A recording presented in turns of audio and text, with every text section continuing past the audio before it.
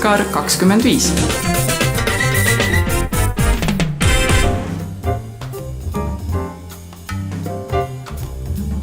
Jatskar kolis kevadesse. See oli peaaegu nagu üks uus rõõmsam algus ja nii jäi 2 festivali toimumise vahele küll kõigest pool aastat, kuid tuleviku väljavaade oli nõnda parem. Seepärast, et nii sai Anne Erm teha koostööd meist põhja ja lõuna poole jäävate festivalidega. Seekord oli Jatskar küll pisut väiksem, kuid tipphetked tundusid seda säravamad. Suupillide ja vilistamiste meister Toots Thielemans ajas Sakala keskusse uudistama tulnud rahva päris pöördesse ja Ray Anderson tuli siia tagasi. Tema naerusuine kiiksuga džäss tekitas nii helge meeleolu, et võib-olla just see inspireeriski järgnevatel aastatel kasutusele võtma nakatavalt rõõmsameelset tunnuslauset Jatskar toob kevade. Ja seda veel ka, et teist korda toimunud Jazz Rave valmistas ühe suure üllatuse nii korraldajatele kui ka hingelt noortele muusikasõpradele.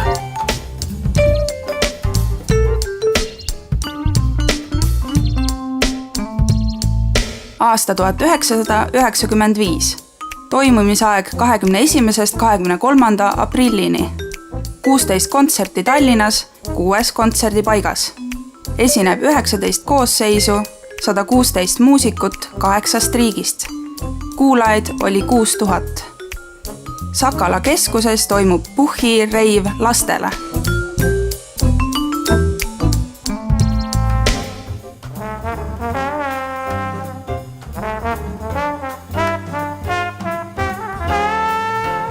Siis läks mööda ju pool aastat, et juba oli järgmine.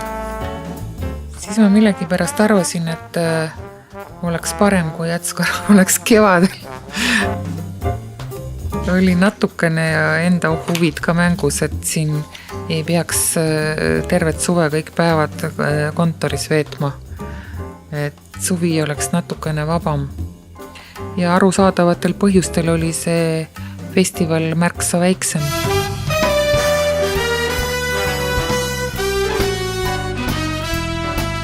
Ajaleht Esmaspäev.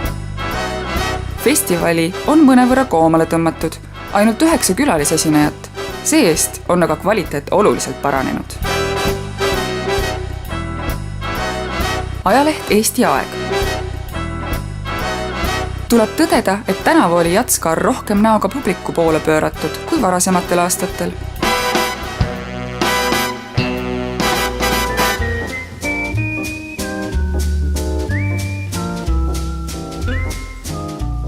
Siin oli siis peastaar oli Toots Thielemans kvartett, kes Toots Thielemans pani rahva ikka kaasa laulma. See kontsert oli nii suure laenguga, et veel hea mitu aastat hiljem, kui tähistati Jatskari 10. sünnipäeva ja Valter Oegar meenutas sellel puhul kokkuvõtvalt oma suurimaid Jatskari elamusi, siis pööras ta esimese igatseva pilgu just aastasse 95. Mul on, kui tagasi mõelda, üks suur elamus oli Toots Thielemans, keda ma olen alati austanud ja ma ise vana suupillimängija ka kunagi olin. Ma seda ei teadnudki. ja siis see rootslaste see Real Group. Vaat seda tahaks veel kord, kuna veel koos on. See oli ka fantastiline. Valter Ojakäär Hommikulehes. Esmakordselt nägin juhust, kus džässikontserdile tulnud inimesed peavad lahkuma sel lihtsal põhjusel, et piletid on otsas. See, kuidas 100 inimesed tulid Tootsiga kaasa bluesetti vilistama, sunnib uskuma, et pole see meie põhjamaine rahvas sugugi nii külm ja vaos hoitud, nagu arvatakse.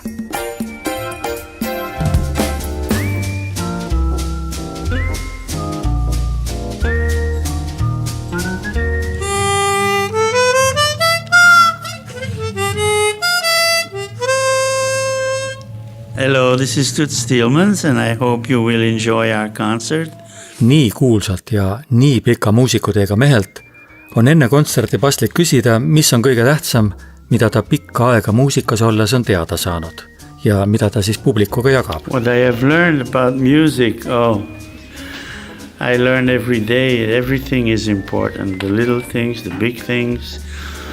It's like life, you know, you learn all the time, you study all the time, and the more you know, you think you know, the more you have to learn.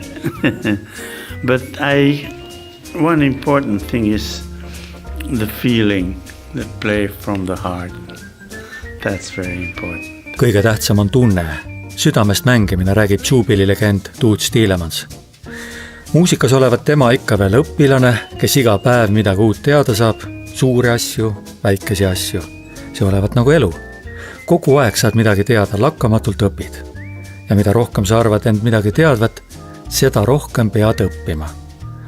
Aga ikkagi, miks just ta valis jazzmuusika? I guess so. Jazz is a language, and jazz gives the musician a chance to express himself, an opportunity, and not just by himself, with other musicians together with him.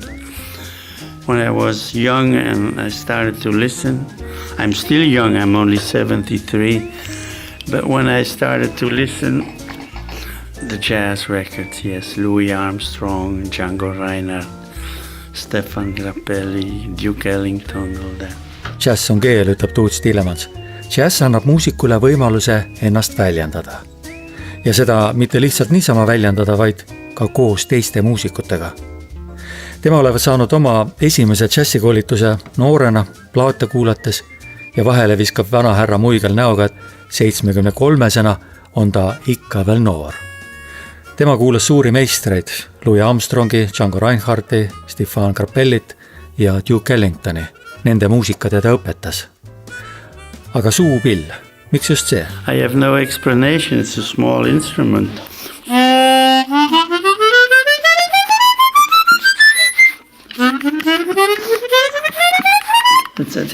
It's a chromatic harmonica, and I don't know, I just got one and I love it and I play it. I have no explanation why. Tal ei ole selgitust, miks just suupill. Ja siis võtab Thielemans suupilli ja lihtsalt mängib. Ma armastan seda pilli, ütleb ta, ja lihtsalt mängin seda. Nii ta naerusüüselt ütleb. Aga miks mitte ei võiks köitjaks olla näiteks selle pilli kõla? Ei jäta küsija Jonni. Yes, sometimes, of course, the sound, but it's the music that is important, more than the instrument, really. I get it out of the harmonica. I have no explanation. Kõla võib vahel olla oluline küll, aga tähtis on ikkagi muusika, ütleb Toots Thielemans. Ja tema saab muusika kätte oma suupillist. See olevat ainukene selgitus. Tundub, et tema muusika tuum või põhiline osa on meloodiline ja lüüriline. See, mis näib olevat Thielemannsi muusika nii-öelda päris osa. Yes, I love melody.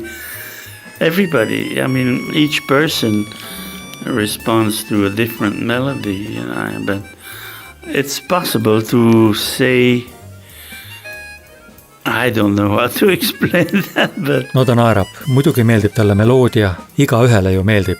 Ja iga inimene reageerib heale meloodiale, kuid ja Toots Thielemans ei leia oma mõtte väljendamiseks sõnu. Siis teeb ta seda, mida ta kõige paremini oskab. Ta võtab suupilli ja tõstab selle huultele. I'll play a little bit from Duke Ellington.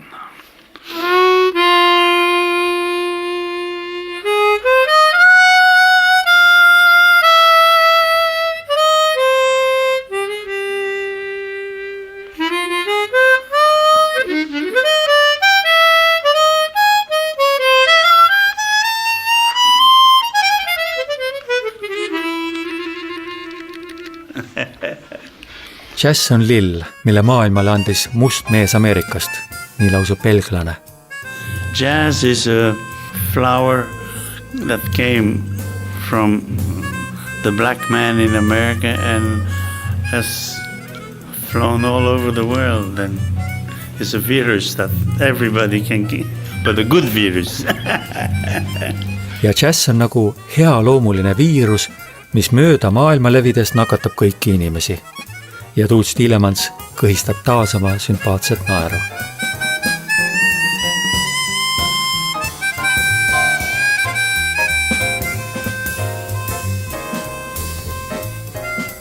And we will do our best, and we will see what happens, and try to open our hearts, and the music will, I think will come out. Tänavu saab ta 90 ja on ikka veel turneel, kuigi vana härrat kärutatakse lavale ratastooliga. Ta tuleb ja mängib inimestele oma suupilli, oma muusikat, jagab nendega oma rõõmu.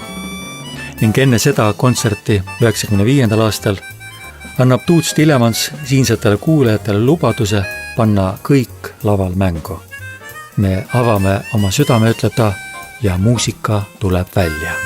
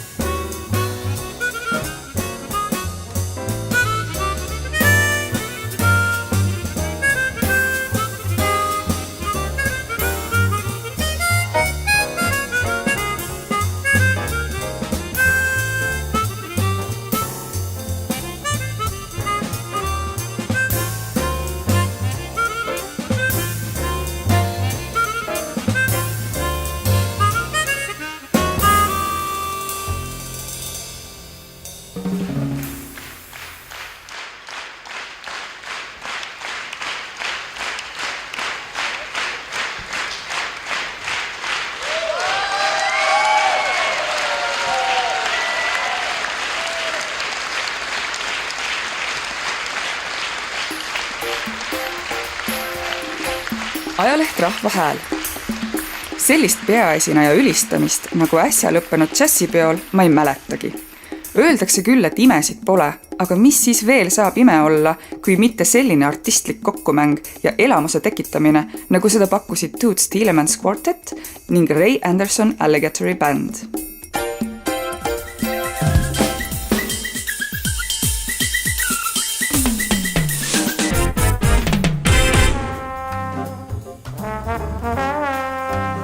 Nagu peaaegu igal jätskaarel juhtus ka seekord toredaid viperusi, mis esialgu panid korraldajatel südame ärevalt põksuma, aga hiljem saab neid juhtumisi meenutada mõnusa ja lõbusa muigega.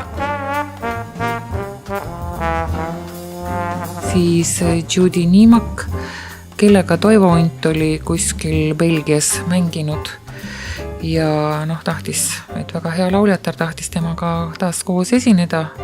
Aga trummari pidime võtma Soomest, et ikka oleks kindlalt hea. Selle koosseisu trummimängijaks mina kutsusin Marko Aunaskari. Aga tollel korral juhtus nii, et tal oli natukene halb kuulsus kõikvõimalike transpordivahendite kasutamise suhtes.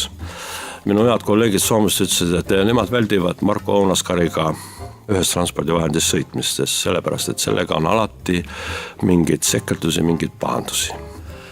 Ja meil oli kokku lepitud niimoodi, et Marku tuleb vara hommikul, tuleb Tallinnasse, me teeme proovi ja õhtul on meil siis kontsert. Ja kõik see, mis Marku kohta räägiti, pidas paika. Tollel korral juhtus nii, et laev sõitis Karile ja jäi sinna kinni, Soome laev. Seesama laev, millega Marku hakkas Helsingis sõitma, ei saanud praktiliselt sadamast väljagi, kui sõitis Karile. Ja Marko oma trummidega seal laevas, me ei saa proovi teha ja mul tuli kohe meelde kõikide mu vanemate kolleegide, Soome vanemate kolleegide hoiatused, et Marko on fantastiline muusik ja fantastiline trummimängija, aga kohale jõudmisega võib tekkida raskusi.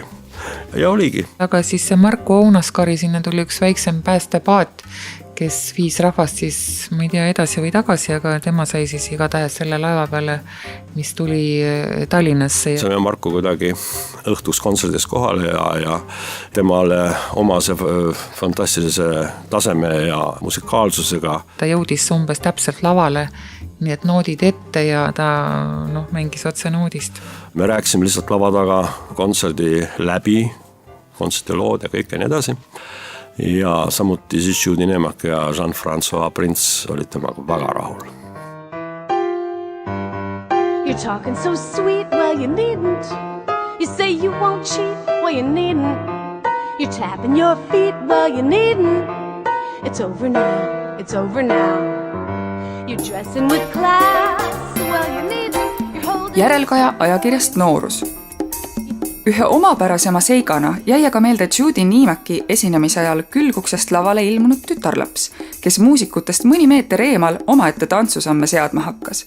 Et tegu polnud sugugi planeeritud etteastega, selgus publikule alles siis, kui veidi ähmis turvamees neiule järele kiirustas ja ta õrnalt sama teed pidi tagasi juhatas.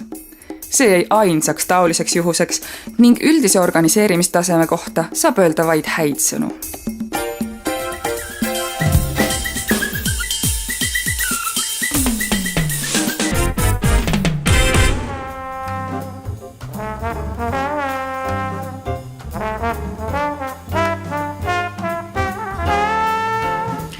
Aga väga armas oli ka siis Ray Anderson Alligaatori bänd, see oli 3. väga hea asi sellel Jätskaarel ja Lusolov ja Ray Anderson ja see oli niisugune funky vahva asi. Ja nemad tulid vana tutvuse poolest ja Ray mängis seal veel natukene trombooni lastele, siin olid juba need lasteüritused. Siis päris esimestel aastatel meil oli lausa laste tuba siin Sakalas, aga siin olid nagu laste kontserdid. Kõigi laste sõber ja kuulajate lemmik Ray Anderson on üks kõige sagedamini Jätskaarele naasnud maailmakuulsaid muusikuid. Igal tema esinemisel on oma lugu, kuid muusikuna on ta kogu aeg tema ise. Kuulake korraks, kuidas Anne Erm iseloomustas Ray Andersoni mõned aastad hiljem, kui Vikerraadio Kultuurikaja õnnitles Jätskaart festivali 10. sünnipäeva puhul.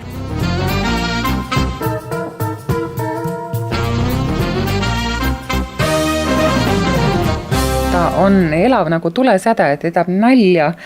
Tema tromboon on niivõrd humoorikas ja ta laulab sellepärast, et on lihtsalt selline kordumatu inimene ja isiksus. Ja ta oli siin oma Alligaatori bändiga siis 94. aastal.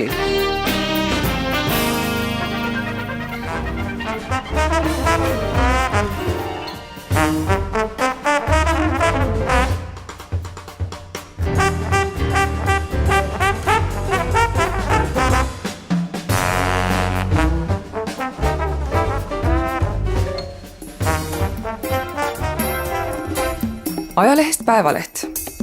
Teiste seas paelus pilku pikka kasvu tumedapäine ja pruunisilmne, varjamatult impulsiivne ning elurõõmus Ray Anderson, jazz-trombonist, keda võib iseloomustada vaid ülivõrdes.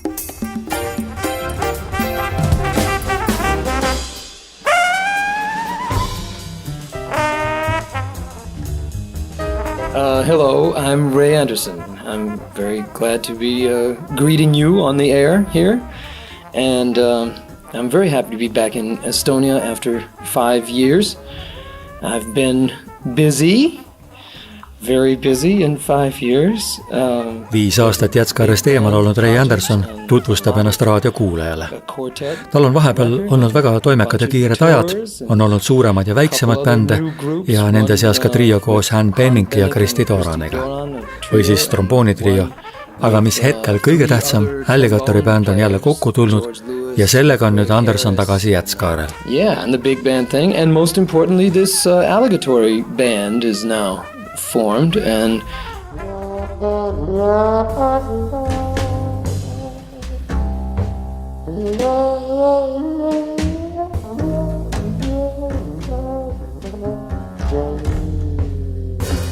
it's here tonight and it's wonderful. It's really fun. It's really a good group of musicians. I'm working with an electric bass for the first time since Slickphonics, and so we're exploring a lot of dance rhythms and have also percussion in this band, so we can go into Latin grooves, and it's really special. Trumpet and trombone on the front line, and we are doing some singing also. Alligaatori bänd on tore kamp muusikuid ja mängida koos on lõbus, räägib Ray Anderson. Et bändis on nüüd elektribass ja muusikasse lisandunud tantsulisi rütme. Perkussionist võimaldab ajuti latiinorütmide ilmnemist ja esireas on trompet ja tromboon. Ning kõigele lisaks võib kontserdile ette tulla ka laulmist, lubab Anderson. Enamiku laulude tekstid on kirjutanud trombonisti abikaasa. Küsimus Andersonile. Millest tema muusika inimestele kõneleb? Well, it's music. It can convey anything that you're feeling. I mean, music is a direct emotional communication. So it doesn't represent something. It is something. You know what I mean? It's not a symbol like a word is. It just is what it is. And it might make you feel happy, and it might make you feel sad, and it might make you feel like dancing, and it might make you, feel like the world is a nice place, and, or you might not like it at all. I can't tell you. You have to come and see. No seda peab ise nägema ja kuulma. Tuleb kohale tulla, ütleb Ray Anderson. Ja ta lisab ilusa ja kaunilt spontaanse avalduse muusika kohta. Muusika võib edasi anda kõike, mida sa tunned. Muusika on otsene, tunnete tasandil, suhtlus. Ta ei esinda miskit, ta ise on see miski. Muusika ei ole sümbol, nagu sõna on sümbol, ta lihtsalt on, mis ta on. Ta võib teha sind õnnelikuks, võib kurvaks teha, võib tekitada tunde, et sa tahad tantsida, mida iganes. Muusika võib sind panna tundma, et maailm on üks tore koht. Ja võib ka juhtuda, et ta sulle üldse ei meeldi. Tule ja vaata ise, ütleb Anderson.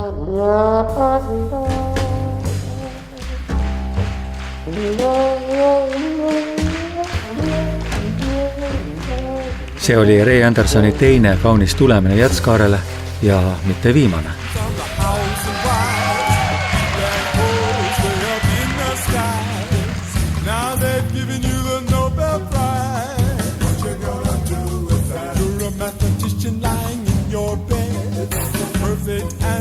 Jumps in your head. You're in the history books, but you're not even dead. What you gonna do with that? Ray Andersoni funkibänd, alligaatoribänd, mille ühte teemat pärast Sadolin kasutas oma värvireklaamis.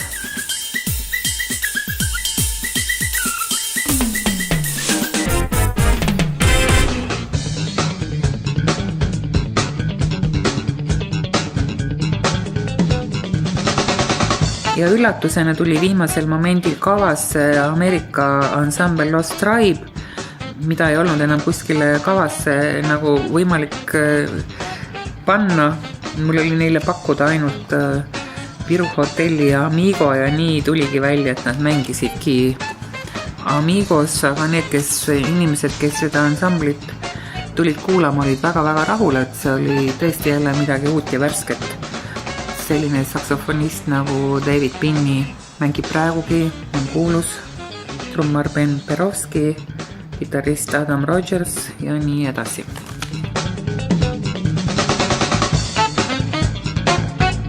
Jätskar on koht, kus Eesti muusikud kohtusid muu maailmaga. Seda nii kuulajatena saalist kui ka õlg õla kõrval laval mängides või siis lava taga suheldes. Eesti ja Briti džässmuusikute koostöötiimina astus sel korral lavale Brit Test Project, kus Eesti muusikutest oli taas bassimängija Toy Bone.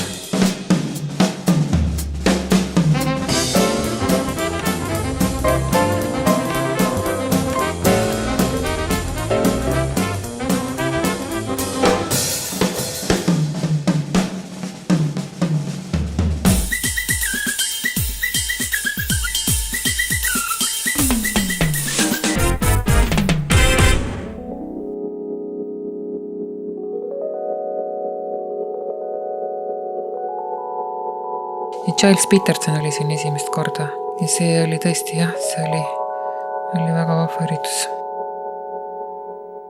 1995. aasta Jätskaarel toimus nii-öelda nurga taga üks väga-väga oluline etteaste. Paljudel jätsufännidel jäi see peaaegu tähele panemata, küll aga märkasid seda nooremad ja moe kõladele ärksa kõrvaga inimesed. Jazz Rave'ile tuli plaate keerutama Giles Peterson Londonist. Tema oli termini acid jazz leiutaja ning Petersoni trendikad klubimuusikasaated BBC Radio 1-is äratasid tohutut tähelepanu. Seal mujal mõistagi. Ja ühtäkki oli ta Tallinnas. Edasi räägib juba Raul Saaremets, kes siis selle ürituse korraldas.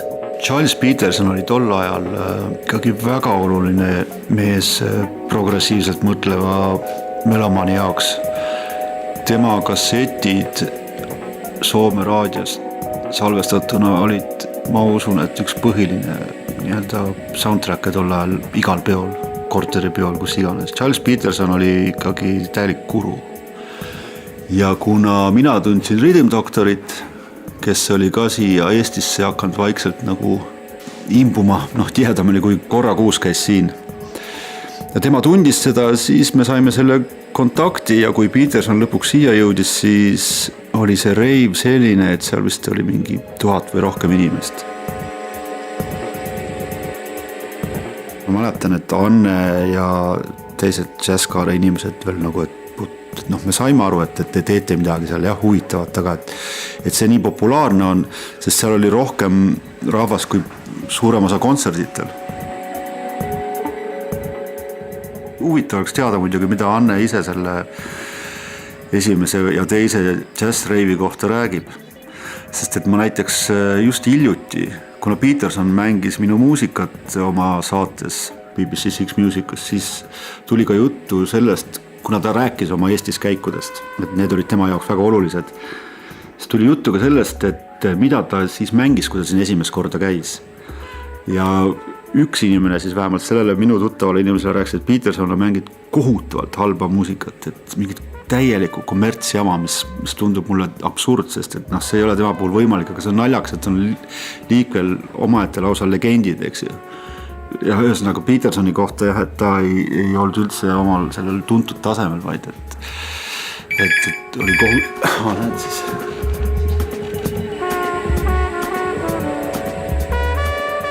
Minule jääb see väga hästi meelde sellepärast, et jõuab siia Charles Peterson, jumala staatuses mees, kõige olulisem tastemaker, nagu öeldakse üldse tol ajal.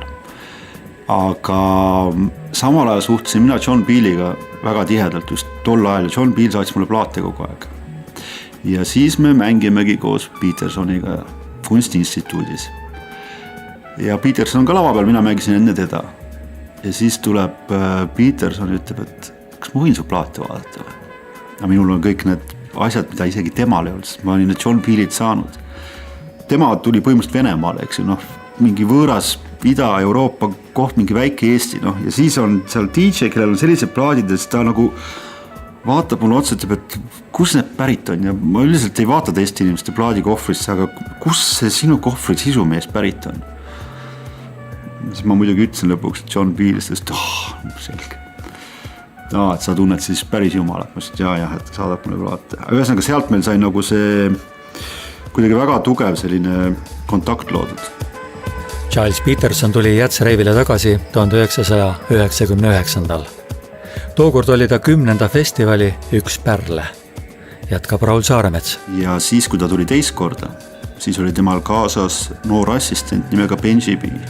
Benji B on nüüdseks tema ameti tegelikult üle võtnud Radio One'ist. Peterson saadeti ära Six Musicusse, arvati, et tema muusikavalik ja tema tegelaskuju on ikkagi noore publika jaoks siis ajale algu jäänud ja nüüd on siis hoopis Benji B, kes on siis tema assistent. Et Benji B oli siis Petersoniga, see oli tema esimene välisreis. Ta armus siin ära, et see oli jazz-reiv. Ja temal on ka alati, kui mainitakse talle sõna Eesti või Raul, siis temal on, tal tulevad kohe need elu ühed olulisemad hetked meelde, eks, et see jazz-reiv oli selles mõttes nagu väga mitmele olulisele välismaa DJ-le, muusikakorufeele väga sügava helje. Eks meid sealt sellest jazz-reivi korraldusmeeskonnast puksiti ka üsna ruttu välja, sellepärast et kuna me olime algselt olime ise korraldajad, siis me saime kogu selle raha vist selle suuremas osas endale, mis sealt üle jäi ja ühesõnaga lõpuks hakkasid nad seda ise tegema.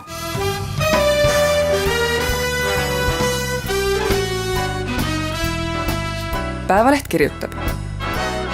Jazzkaar 95 pakkus jazzmuusikat ooperiteemadest hip-hopini. Ilmselt võib meie tipp jazzfestivali kuulajate kontingenti pidada enamikus väljakujunenuks. Mati Braueri kahtlused ajalehes Päevaleht. Jazzkaare puhul on minu jaoks kõige küsitavam olnud festivali kontseptsioon. Juba mitu aastat olen püüdnud mõistatada, millise kaugema sihiku ja laiema tagamõttega käike tehakse, kuid siiani pole selgus mind sees tabanud. Ehk ongi lihtne igaühele midagi, tõesti piisav lähenemine, ei tea.